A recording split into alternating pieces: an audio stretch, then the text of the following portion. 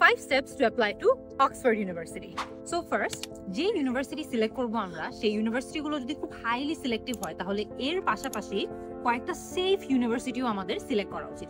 যেমন টপ 100 থেকে আমরা যদি 2-3টা খুব সিলেক্টিভ ইউনিভার্সিটিতে অ্যাপ্লাই করি তাহলে আমাদের আরো কিছু ইউনিভার্সিটিতে অ্যাপ্লাই করা উচিত যেগুলো টপ 200 থেকে 300 এর মধ্যে বা 300 থেকে 500 এর মধ্যে, যাতে করে আমাদের ওভারঅল অ্যাকসেপ্টেন্স আসার চান্সটা বেড়ে যায়।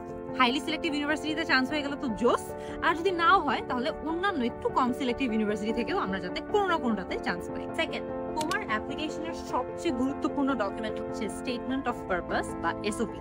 এই ডকুমেন্টটা সাধারণত 500 থেকে 1000 শব্দের একটা ডকুমেন্ট হয়, যেখানে তোমাদের academic experience, work experience, overall research experience, future plan এগুলো নিয়ে তোমাদের লিখতে হয়। এবং তুমি একটা ইউনিভার্সিটিতে চান্স পাও কি না এটার খুবই খুবই ইম্পর্টেন্ট একটা ফ্যাক্টর হচ্ছে তোমার এসওপিটা কত স্ট্রং। তো যখন অ্যাপ্লাই করবে এটলিস্ট 3-4 মাস হাতে রেখে এসওপিটা লিখবে, যাতে অনেকবার রিভাইজ করতে পারো, অনেক মানুষজনের থেকে ফিডব্যাক নিয়ে জিনিসটাকে একটা পারফেক্ট এসওপিতে পরিণত করতে পারো। 3 নম্বর পয়েন্টটা কিন্তু অনেক ইম্পর্টেন্ট, সেটা হচ্ছে আইএলটিএস স্কোর। সো আমরা যদি বিদেশে অ্যাপ্লাই করতে চাই আমাদের এক এক ইউনিভার্সিটি কিন্তু মিনিমাম রিকোয়ারমেন্ট এক এক রকম থাকে, এন্ড আমরা যদি খুব হাইলি সিলেক্টিভ ইউনিভার্সিটিতে অ্যাপ্লাই করি তাহলে কিন্তু মিনিমাম রিকোয়ারমেন্টটা আরো বেশি হয়। সো কোন ইউনিভার্সিটির মিনিমাম আইএলটিএস স্কোরের রিকোয়ারমেন্ট কত সেটাও কেয়ারফুলি দেখে নিতে হবে।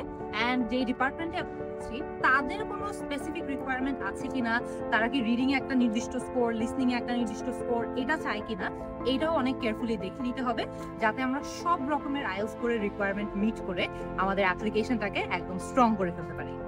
4 নম্বরটা হচ্ছে রেকমেন্ডেশন লেটার্স। এবং যখন আমরা বিদেশে অ্যাপ্লাই করি সাধারণত 2 থেকে 3টা একাডেমিক রেকমেন্ডেশন লেটার্স প্রয়োজন হয়ে থাকে। এখানে আমি স্টুডেন্টদেরকে অ্যাডভাইস করবো যে তোমরা এমন টিচার্সদেরকেই যাতে অ্যাপ্রোচ করো যারা তোমার একাডেমিক এক্সপিরিয়েন্স সম্পর্কে অবগত, যারা তোমাকে অনেক পছন্দ করে এবং যারা তোমার রেকমেন্ডেশনে তোমাকে নিয়ে অনেক ভালো ভালো কথা বলবে এবং তোমার কেসটাকে বিল্ড করতে আরো হেল্প।